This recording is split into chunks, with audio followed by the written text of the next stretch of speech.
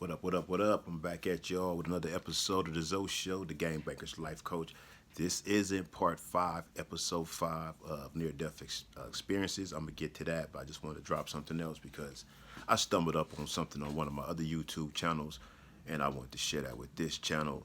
I was trying to figure out how to download. I couldn't figure that out, so I just went ahead and just, put the phone to the TV and just recorded it. But this right here, I was just showing y'all like what it was like on the day of Nipsey's funeral.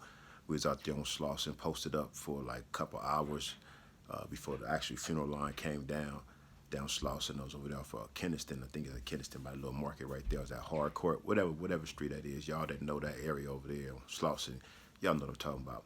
But yeah, that day was something like I'll never forget that day. That day was just like, it's a lot of scenes footage I wish I would have got. I seen cats coming down the street on motorcycles, just like standing up on the seats with no hand. Niggas was just posted like this. My phone was dying out. I missed a lot of shit, but I got this little bit of piece of footage right here that I got, and I just want to share it with y'all. But first, let me say this. Y'all like my haircut though? Shout out to my barber, the homie Bill, the barber. Bill hooked me up every time. What it do, Bill? Good looking out, bro. And for all those who's first time tuning into the show, please like, share, and subscribe, and hit that notification button. I really appreciate that on this Saturday night. So, real quick, I'm not going to take up a lot of time. Just want to put this to add with this other little clip that I got. But I want to speak on Nipsey. Being that I have a clothing brand as well, people tend to ask me, did Nipsey influence me? Of course, Nipsey influenced me. I think Nipsey influenced majority of the cats out here these days with clothing brands. However, I was influenced with the clothing. I was put like this. I was already doing this before I recognized what Nipsey was doing. I was doing this from prison. I had another brand that you guys may have heard of. I might have mentioned on the video. I'm sure I have, called Rated R Wear. I was pushing that from prison until the Motion Picture Association of America came through and threatened to sue me. So I had to pretty much fold that up. And then before I came home from prison, I came with this one right here. I actually created this one right before I got out. During the whole time the Black Lives Matter movement was going on, I created this around that same time, just because of what was going on in the streets, and a lot of shit just going on in the streets and in prison at the time. It's important. I felt that it was important for people to wake up and realize who the real enemy is, and stop thinking that I'm your enemy because you see me in a lot of blue, or me thinking you my real enemy because I see you in a lot of red. If I don't know you, I just can't consider you my enemy. So that's what Wrong Enemy mean. That's what it stands for. That's what I represent. That's my brand. I appreciate it. If y'all want to support that, tap in Wrong Enemy 1 IG or wrongenemy.com. I am there. Holla at your boy. But back to Nipsey Hussle.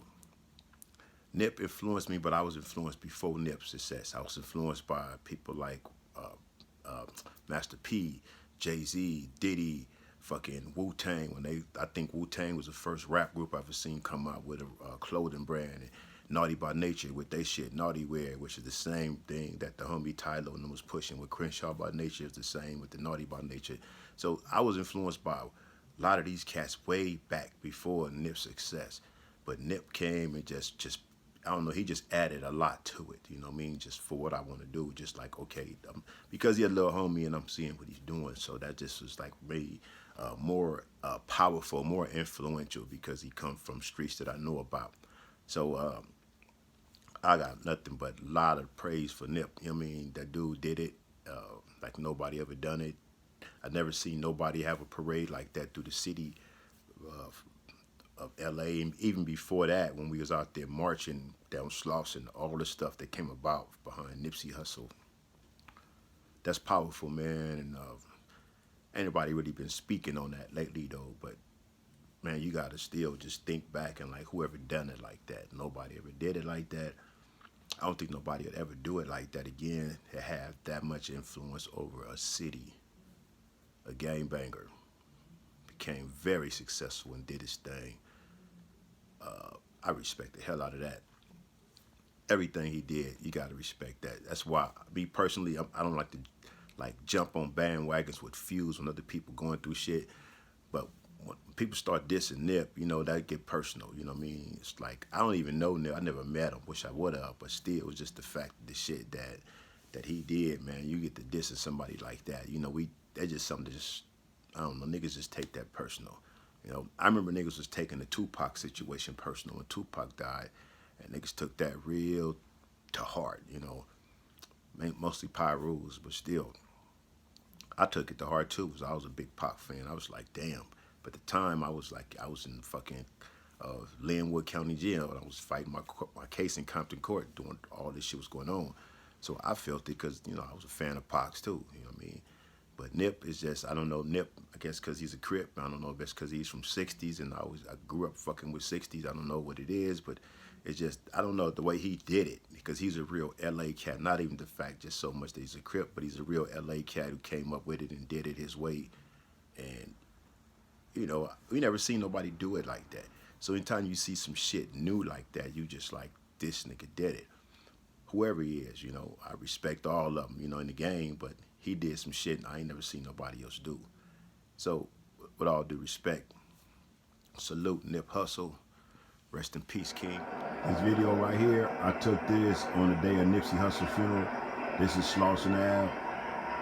This is on my other YouTube channel, WRONGENEMY. At this time, I was down there over there by Keniston, hardcore by the little market over there. I had this footage in my phone, like I said, I put it on my other YouTube channel a long time ago, trying to figure out how to download it and switch it to this channel. So I just like, you know, just want to let y'all see what it looked like. For people that wasn't out here on Slauson today when Nipsey's funeral, I was out there on Slauson Ave. Before the funeral procession came down, this was the beginning of the wave, before the motorcycles and all that. Little homegirls on the hood of the car, represent. Rest in peace, Nip Hussle.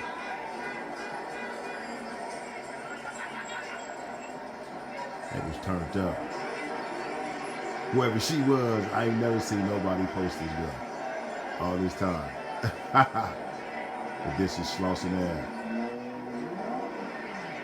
Over here. Nipsey Hussle. Rest in peace.